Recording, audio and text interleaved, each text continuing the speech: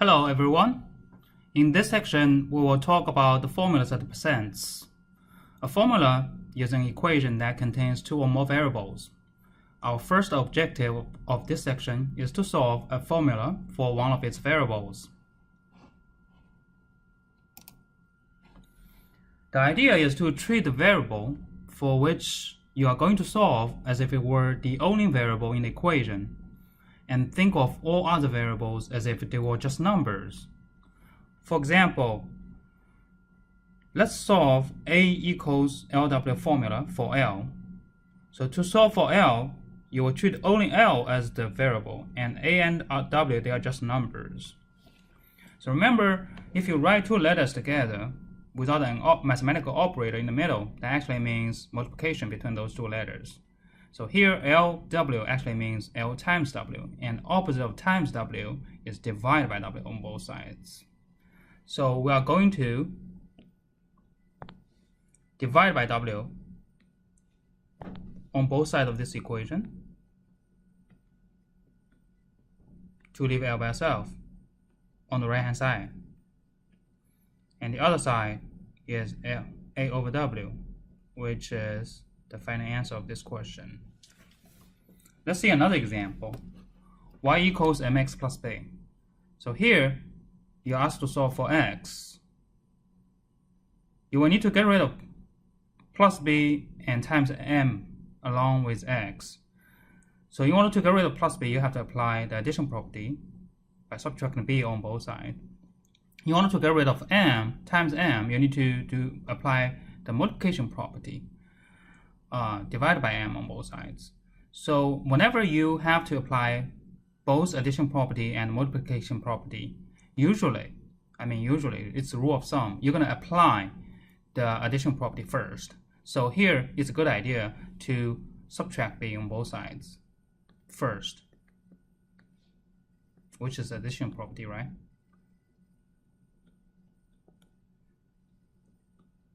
We'll have mx equals y minus b. Notice that y and b, they are not like terms, so do not try to combine them. And next, just like previous example, we're going to do the opposite of times m, which is divided by m on both sides. So that way, we'll have x equals y minus b over m as the final answer. Now, some students would like to go a little bit further. They notice there are two terms on the numerator, so they can place each term over that common denominator m. You totally don't have to do that, but if you do it, it's not wrong either. So you can also use this as a final answer. I'm pretty sure MATLAB Plus will accept both as correct answers. Let's see one more example. 2w plus 2l equals p. For this formula, you asked to solve for w.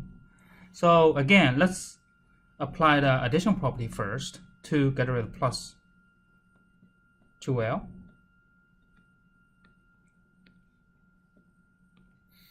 And then you will have 2w equals p minus 2l. And then you can divide it by 2 on both sides. You will have w by itself. And the other side, p minus 2l over 2 as the final answer. If you want to go a little bit further, you can separate p over 2 minus 2l over 2.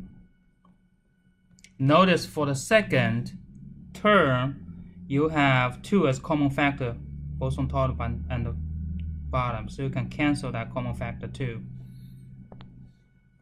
And then you will have p over 2 minus l as your final answer. Again, you don't have to do this, but if you do it, make sure you do it correctly. Let's see the last example for this objective. X over 3 minus 4y equals 5. You asked to solve this formula for x. Again, let's apply the addition property by doing the opposite of minus 4y on both sides. Opposite of minus 4y is plus 4y. And then you will have x over 3 equals 5 plus 4y. Some students would like to write, the term with y in the front. That's okay. 5 plus 4y, 4y plus 5, they are the same. And then you can do the opposite of divided by 3, which is times 3, on both sides of the equation. But if you multiply by 3 on both sides, because you have two terms on the right-hand side, make sure you use parentheses to enclose those two terms. And next step, you understand, okay, I have to distribute that 3 to both terms, okay? So 3 times 4y is 12y, 3 times 5 is 15. So that's your final answer. Okay. Now we're going to try to learn the percent formula, or we call it formula percentage. Oftentimes, if you want to apply that formula, you have to either convert the decimals to percents or convert percents to decimals. Here's the rule for writing a decimal as a percent. If you want to write a decimal as a percent, you're going to move the decimal point of that decimal 2 places to the right, and then attach a percent sign at the end. This example, express 0.47 as a percent. What you need to do is move that decimal point to the right twice, so it becomes 47 point. Since you don't have any other digits, so you can just omit that point. So we'll say just 47, and then add the percent sign in the end. So 0.47 is actually the same as 47%.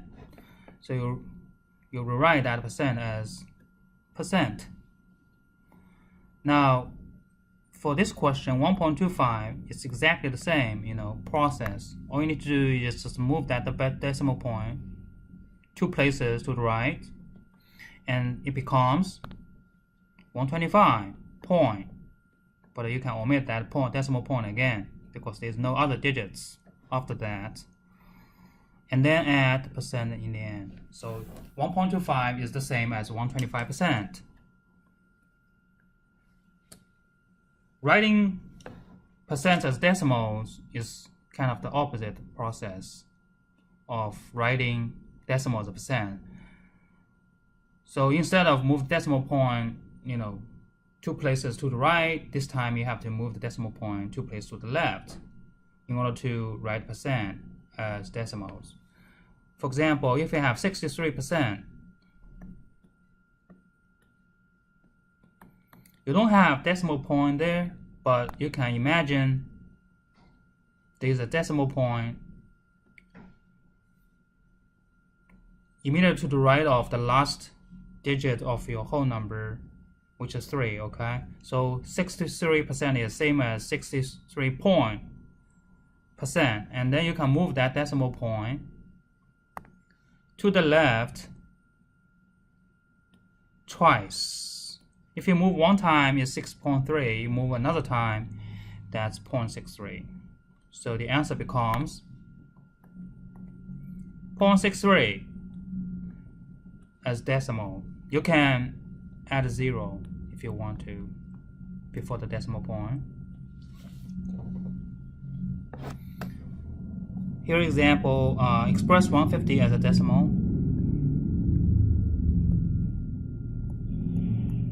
Again, you don't see the decimal point there, but you can imagine this decimal point immediately to the right of 0, and then you move that decimal point to the left twice. If you move one time, it becomes 15 point, and move another time becomes 1.50.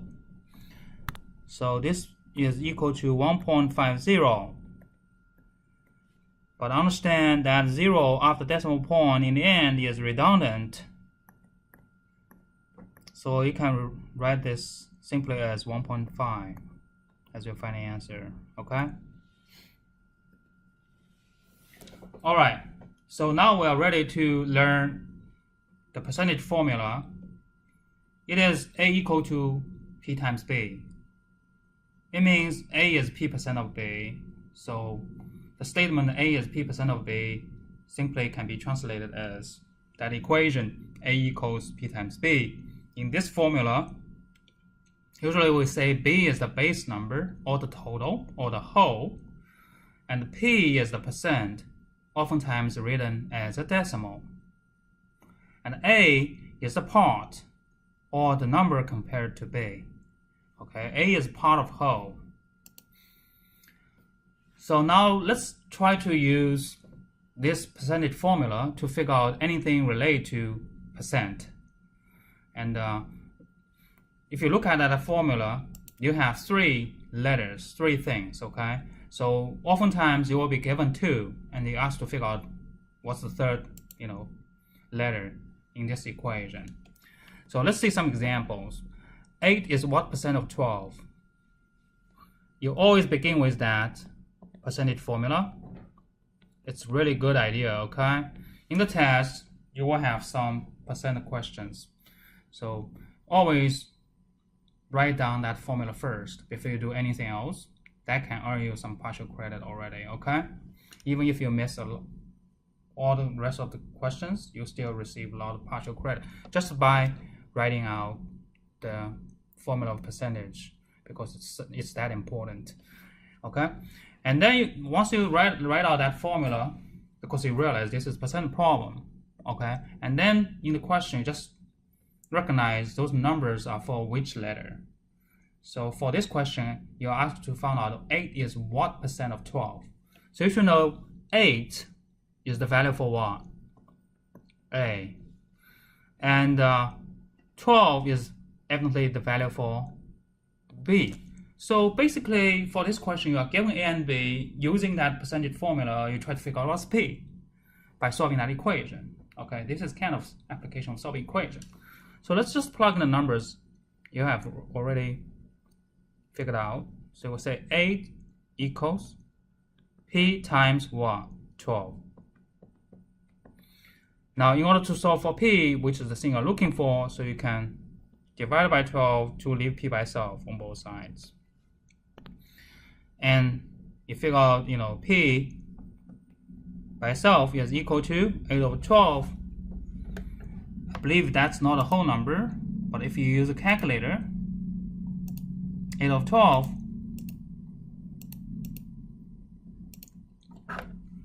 it is equal to 0.666667. You can, let's keep 3 decimal places. So you're going to round up to 0.667. And if you convert this to percent, you can move that decimal point twice to the right. So it is the same as 66.7. Don't forget the percent sign. That's equal to P. So this is your final answer. Basically, it says 8 is 66.7% of 12. Okay? Makes sense, right? Always follow this process, so the percent question will be very easy for you. Okay, let's see the second part of this question. What is 12% of 8?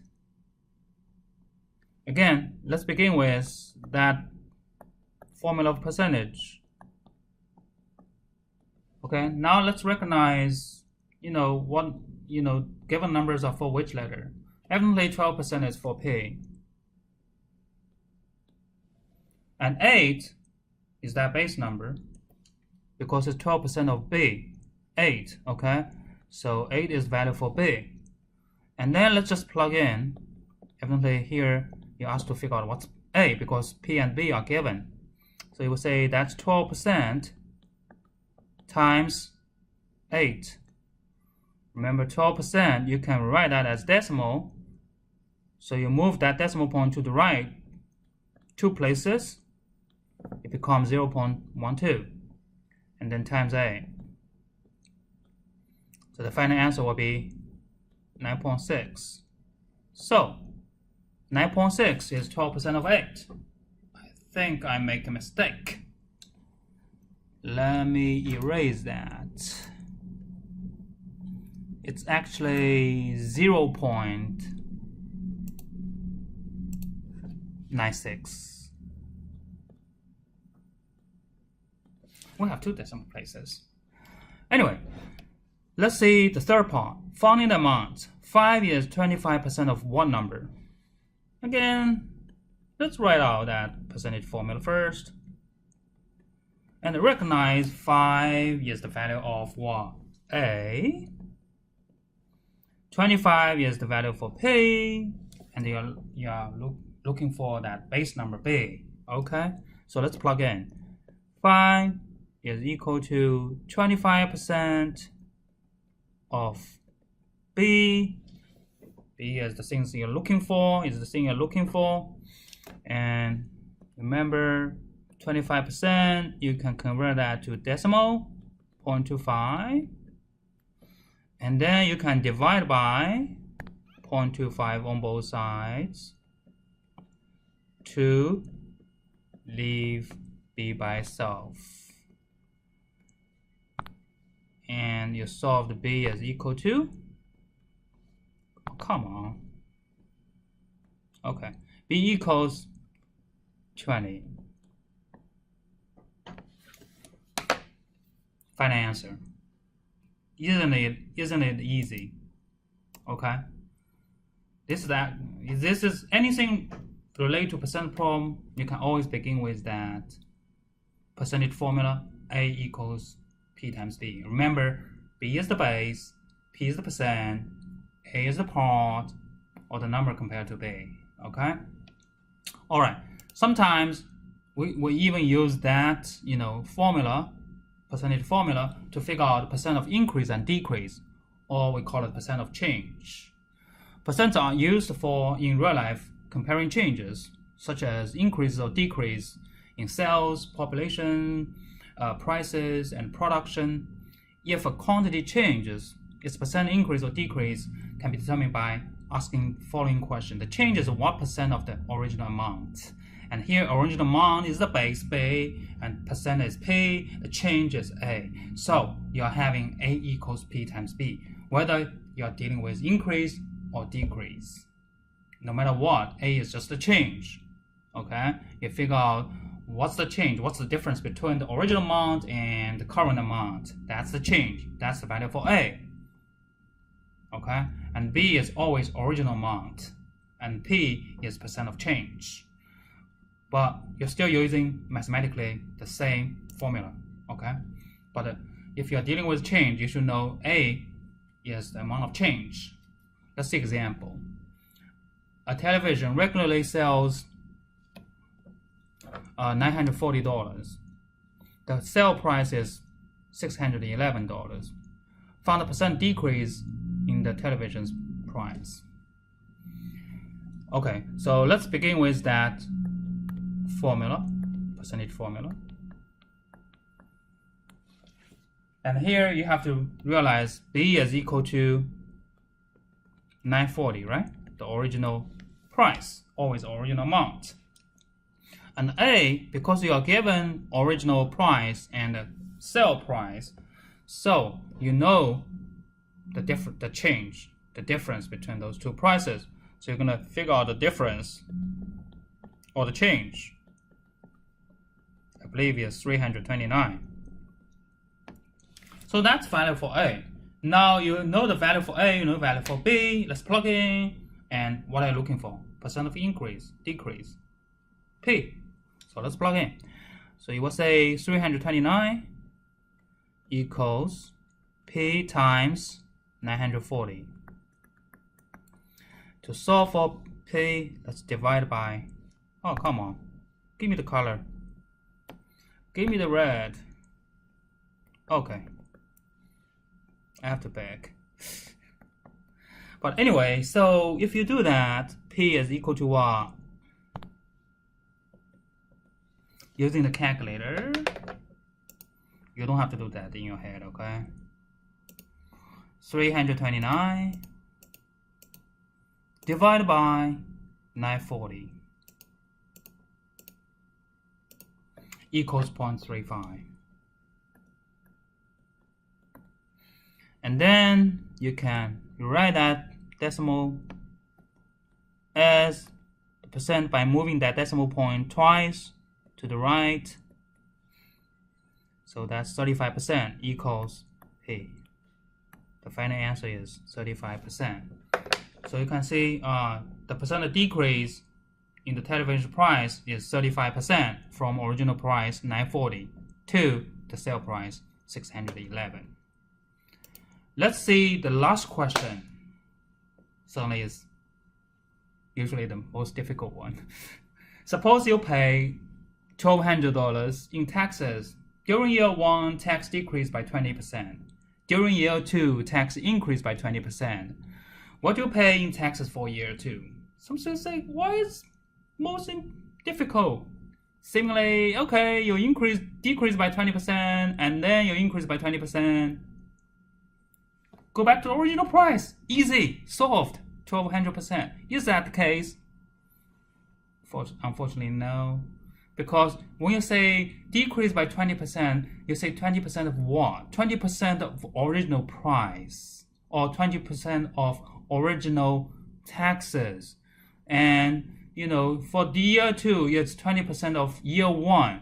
So, you know, although the percentage is the same, but the original price or original taxes, the taxes you pay originally and year 1 not the same. So the amount of change is not the same. Let's figure that out, okay? But anyway, so you begin with the formula A equals P times B. All right? For year 1, you can see, let's figure out for year 1.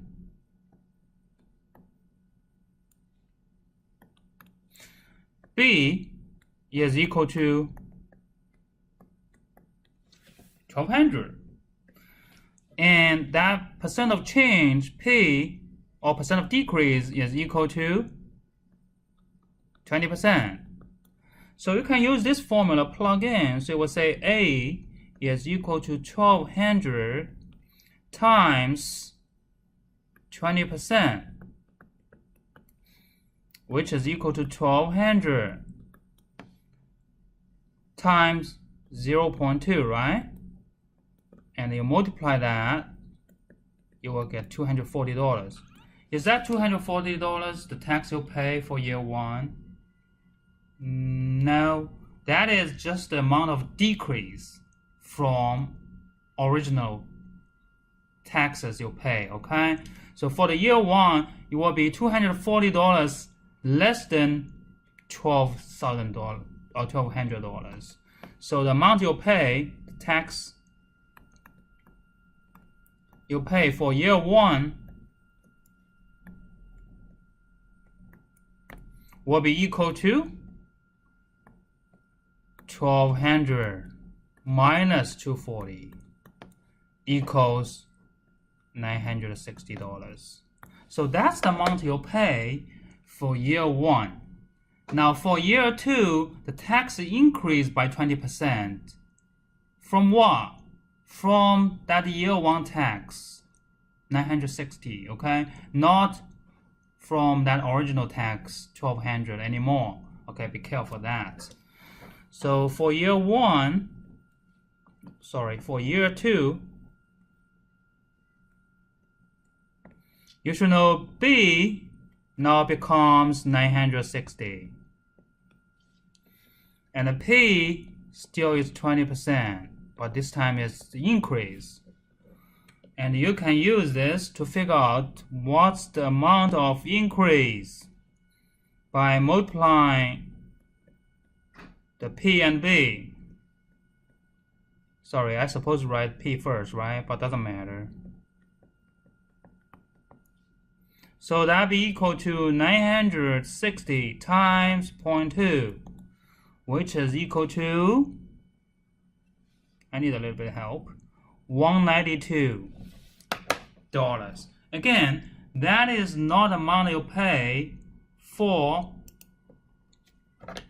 year 2. That's the amount, the amount of increase of taxes from year 1. Okay, so for year 2, taxes you pay for year 2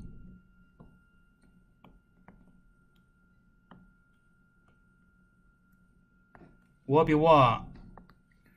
$960 you'll pay for year one, but will be $192 more, because that's the amount of increase. And you compare this will be $1,152. That's the final answer. Okay. So what do you pay in taxes for year two? $111.52. Actually, it's less than $1,200, as some students would expect it.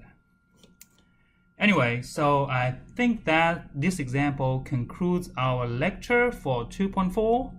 So remember, the homework is due tomorrow, unfortunately Friday, and the quiz after is due Saturday. So I wish you best luck for those assignments, okay? I think I will see you next Tuesday. Until then, happy math practicing. Bye.